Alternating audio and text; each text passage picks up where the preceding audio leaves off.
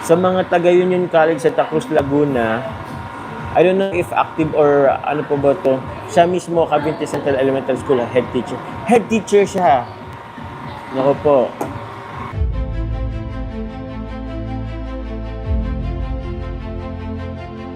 Okay guys, isa na muli mapagpalang umaga, tanghali, gabi po sa inyo lahat. Sana po ang lahat ay nasa mabuting kalagayan at ligtas po sa anumang kapahamakan. Saan man po kayo dako ng mundo naroroon. Ako po muli ang inyong lingkod, Maestro 21 TV. At sa ating video ngayong araw na ito mga kalingap, tayo muli po ay magbibigay ng ating panibagong kuro-kuro, komento, opinion at reaction tungkol nga po dito sa pinag-uusapan itong kabastusan po ng isang baser, mga kalingap. Kabastusan, kamanyakan ng isang baser po na ibinabato po sa Jomcar kay ang sangkot po ng mga tao po. Bali tatlo po ang sangkot po ng mga tao dito mga kalingap. O, apat nga po mga kalingap. Itong si Baby Carla, itong si Papa Jones, si Marian, at siyempre kasali po dyan po, nabanggit din po ang pangalan po ni Kuya Bal, at ito po ay ipinost na rin po sa Facebook. Alam ko marami na po sa ating mga kasamahan mga kalingap ang nagbigay po ng kani-kanila pong mga opinion, kuro-kuro, komento tungkol dito, pero bilang isang guro din po, kasi ang baser na ito ay sinasabing isa daw pong guro, gusto ko din pong magbigay ng aking opinion bilang in my capacity as a teacher, okay? So yan po yung ating pag-uusapan ngayong araw na ito mga kalingap. Pero bago po yan, suportahan po natin Kuya Bal Santos Matubang, Ate Edna Vlog, Kalingap Rab, at siyempre kung bagong dating lang po kayo, bagong silip lang po kayo sa ating munting channel, sana po ay inyo rin po tangkilikin sa pamamagitan po ng pagbibigay nyo po ng like, share, and subscribe, at tuloy pindutin na rin po ang notification bell. At nang sa ganon tayo pa rin po ay magkita-kita at magsama-sama sa susunod pa pong mga reaction videos na ating gagawin. Likewise, mega shout out sa ating mga kasamahan po dyan sa Karepa, Kalingap Reactor Partners, sa pamumuno po yan siyempre ng ating Presidente Javier De Leon, aka Birador. At ganon din po sa ating mga Kalingap Partners, Kalingap Charity Vloggers.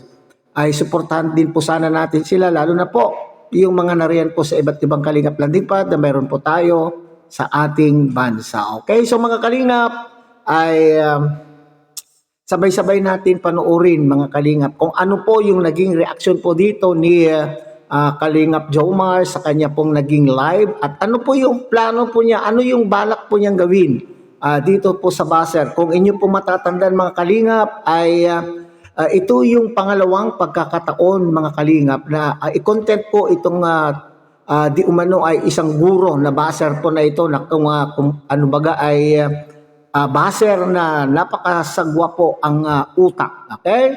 So panoorin po natin mga kalingap. Yun na nga eh.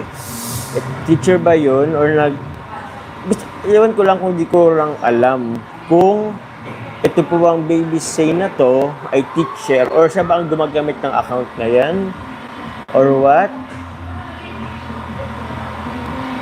Ginagamit na yung matanda or what? Di ko alam.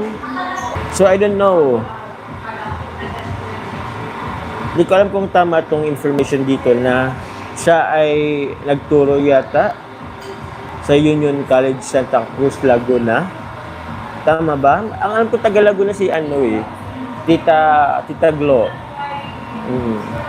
Sa mga taga Union College Santa Cruz, Laguna, I don't know if active or ano po ba to.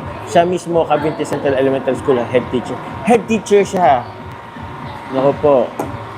Basta sa ano siya, from Cavite Central Elementary School, head teacher siya. So, hello po sa mga ano po dyan sa Cavite Elementary School. Tama ba? Central Elementary School. Kinocall out lang po namin kung head teacher nyo po ba talaga, isa sa mga head teacher nyo po si Baby Shane Bumanlag. Please lang ho, baka naman po parang pumapangit tuloy ang ano ng ano. Sana feeling ko hindi naman yan, hindi naman ano. Yun, baka lang po kung kilala nyo po siya, paki-inform naman po na ang ingay-ingay niya kamo.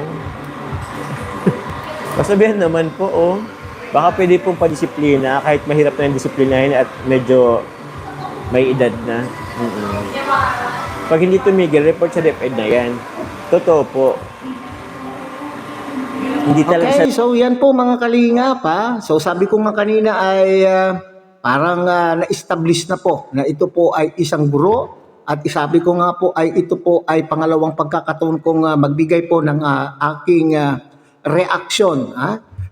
Sa aking pong pagkakatanda ay nabigyan ko na po ito ng reaction po noon ay ito ay Laguna, ano ba yun, Union College at isang head teacher na sinasabi kung isang head teacher. Alam nyo, bilang isang guro po ay kami po ay meron pong tinatawag na Magna Carta for Teachers. Isa pong aklat po yan na nandyan po lahat ang mga dapat sundin ng isang professional na guro. Okay? At dyan din po sa Magna Carta for Teachers, nakapaloob po din dyan mga kalingap ang Code of Ethics of a Professional. Kung professional na teacher po ito. Pag sinabing professional teacher po, ay kinakailangan ay ikaw ay licensed teacher. Okay? Nakapasa ka po sa board. At ikaw po ay mayroong pinanghahawakan na ikaw ay lisensyadong guro. At ikaw po ay nasa public school system. Okay? So, ibig sabihin, kung nandun ka sa public school system, at ikaw ay sumusweldo bilang isang guro. So, ikaw ay professional teacher. Kung ikaw naman po ay nasa public school system, kinakailangan mong sundin, kailangan mong by heart, ay sundin mo kung ano ang nakapaloob po dyan sa Magna Carta for Public School Teachers. At nairehan po ay dapat ang isang guro ay napakataas po ng tingin po ng mga mamamayan, ng ating mamamayan sa ating pong mga guro. Pero mayroon man pong hindi maliit ang pagtingin sa mga guro ay mas marami pa rin po. Ako po ay naniniwala mga kalingap na mas marami pa rin po ang nagtitiwala, mas marami pa rin po yung mataas ang regards, ang pagtingin po nila sa mga guro. Pero kung ganitong guro naman po mga kalingap, naku po, kung ganito pa naman po ang karakter ng isang guro, naku po. Ay, naku po. So ito yung sinasabi po natin. Okay, so it's high time na siguro mga kalingap na magsisimula po tayo kung ano po yung mga personal circumstances na mayroon na po tayo. Sinasabing taga Laguna, at nabanggit po dyan sa video po ni Kalingap Jomar kung anong school po siya. So, pwede na po natin po siguro gawan po ito ng action. Yung plano po na talagang kinukall out na po ni Kalingap Jomar, ang teacher na ito, medyo sumobra na po itong guro na ito, mga Kalingap. She has already crossed the line.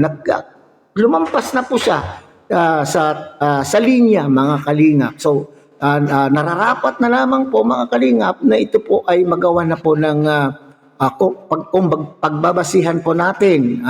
Yung mga batas na dapat sundin po ng isang guro ay lumampas na po itong guro na ito ay dapat gawa na po ito ng aksyon upang sa ganon ay hindi pamarisan mga kalingap.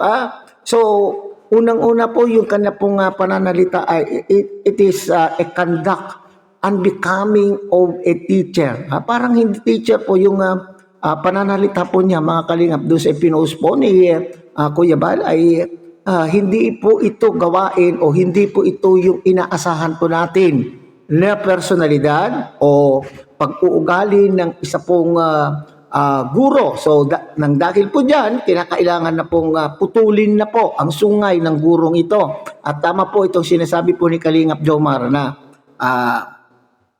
dapat gawan na po ng action. At magsisimula kung ano po yung nakalap po natin o nakalap po nila na circumstances o details about sa gurong ito at kinakailangan ay pumunta lang po sa DepEd. O kinakailangan siguro muna ay magsampa muna ng kaso. Okay? At let the DepEd do their work.